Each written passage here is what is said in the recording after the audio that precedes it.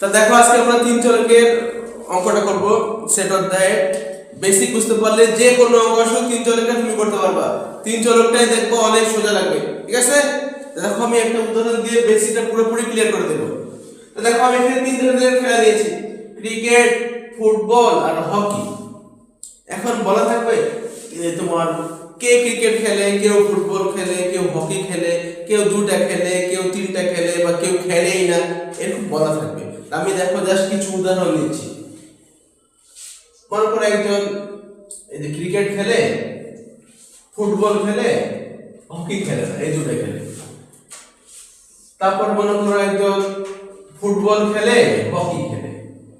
তারপরে একজন মনে করো ক্রিকেট খেলে, হকি খেলে। একজন মনে করো ফুটবল খেলে, হকি খেলে। একজন তিনটাই খেলে, একজন কোনোটাই খেলে না। এ মনে করো ক্রিকেট খেলে, ফুটবল খেলে বা শুধু ক্রিকেট খেলে, বাকি একটাও খেলে না।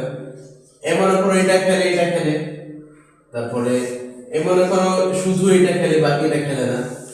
এই 10 নম্বর এই মনে করো শুধু এটা খেলে, একটাও খেলে না। এই আমি মোট কয়জনের তথ্য দিলাম? 10 জন। কে কি খেলা খেলতেছে আমি এখানে 10 জনের তথ্য দিছি।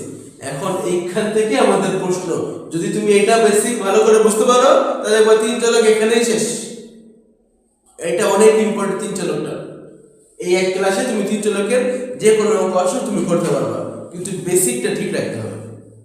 এখন প্রশ্নে কি দেওয়া থাকবে তুমি বুঝবাই না এটা কোনটা, কি চাইছে বুঝবাই না, কিন্তু তুমি যদি বেসিকটা বুঝতে পারো তাহলে খুব সহজে করতে পারবে। তাহলে এখন দেখো, ফার্স্টে দেখো তো ক্রিকেট কয়জন আছে যারা ক্রিকেট খেলে? 4 জন। 1 2 3 4, তাহলে এই 4 জন আছে ক্রিকেট খেলে। কে কে? 1 নাম্বার, 3 নাম্বার, 5 নাম্বার, 7 নাম্বার এরকম। কিন্তু আমাদের অঙ্কে এরকম দেওয়া থাকবে না, আমাদের নাম্বার চাবে কয়জন। তাহলে এটা আমরা দেখবো, এই দেখো নাম্বার অফ এ। তাহলে এ ক্রিকেট কয়জন ক্রিকেট খেলে? 4 জন। ফুটবল কয়জন দেখাতে আছে? ফুটবল 1 2 3 4 5 6, এই 6 জন এরা কি করে? ফুটবল খেলে। তাহলে এটাকে নাম্বার অফ বি কয়জন? 6 জন। হকি কয়জন খেলে? 1 2 3 4 5 6, তাহলে এটাকে বলবো নাম্বার অফ সি 6 জন। এটা তো সবাই বুঝছে, ঠিক আছে?